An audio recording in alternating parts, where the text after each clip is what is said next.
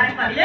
अटरी ने करे चाकरी और पंखी ने करे काम और तुलसीदास कहे तो सत्ता दाता का पेटर लागी पक्षी खटई नहीं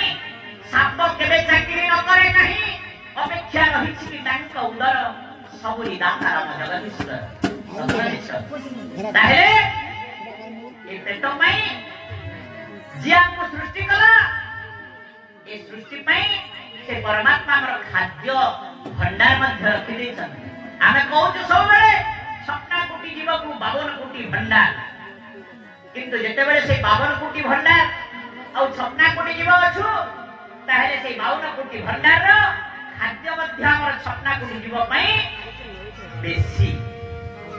अधिक नहीं सेति पई आमे कहू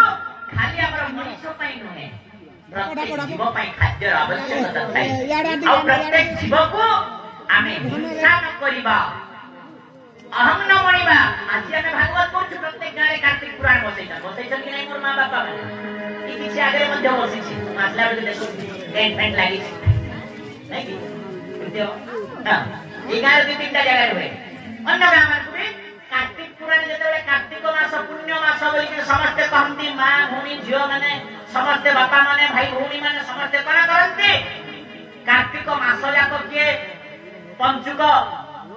गाधाए नहले के 7 दिन गाधाए के 15 दिन गाधाए कि कार्तिक मास रे